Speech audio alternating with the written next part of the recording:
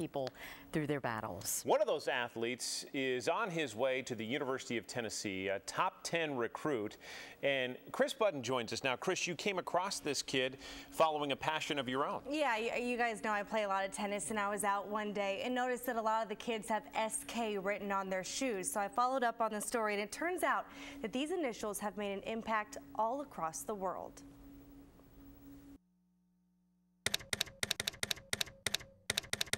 Character. It's defined as a feature that distinguishes one person. It's what makes good athletes great. It's what got Karl to Tennessee and made his story heard all around the world. Sean was on the tennis court by the time he could tie his own shoes. Oof, it was a while ago. I would probably say I was probably 4 or 5. At 16 years old, he was the #1 player in the nation. He had offers from all around the country, but the Nashville native decided to come to Rocky Top. I can't say that I have always been a Tennessee fan. You know, I love the facilities, I love the coaches, I love the guys on the team, and it just really felt right. Sean was so excited to start his career at Tennessee that he made plans to graduate high school early so that he could get to campus in January and redshirt that first semester.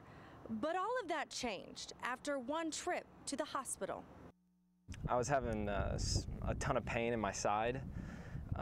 And went into the doctor, you know, and they were just like, you must have strained something or pulled it, you know, which was completely reasonable, you know, serving or just anything on the tennis court. One day, right after fall break, I was just in so much pain, we had to go to the hospital just to try to relieve the pain, and that's when we found out.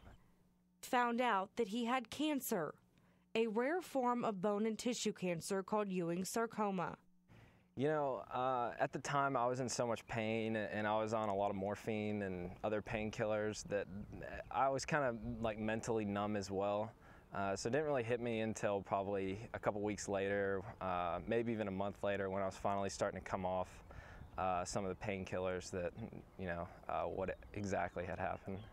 You know, one day you think everything's going great. He's down playing tournaments, and then literally, you know, I'm at work and I get a phone call that he's been diagnosed with cancer. So there's just no other way to put it than your whole world kind of gets turned upside down real quickly. Within about a week, Sean started his first of several rounds of chemotherapy. And what followed the diagnosis was just as surprising.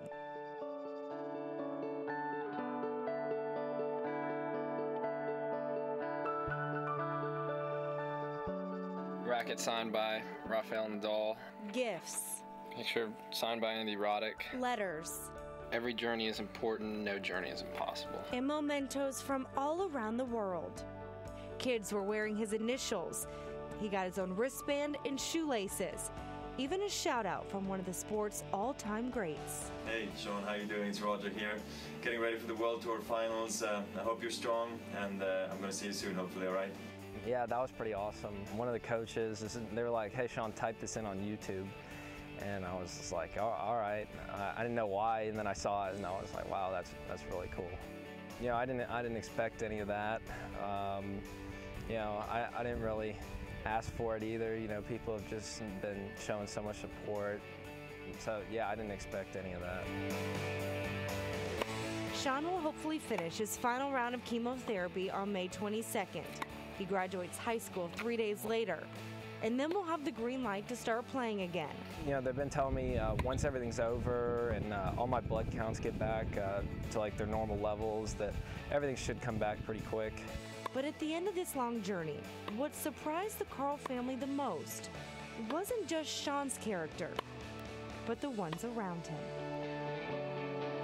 It's mind-boggling. I mean, it really is. I mean, it makes you realize how wonderful of a world and what a great community the tennis community is, and even outside the tennis community, just what a wonderful place we live here, you know, the people and their support. Very, very overwhelmed by people that just came forward to help and to help and to help left and right. So it's taken a village to get Sean to the point where he is now, but boy, and I don't think I would want it any other way.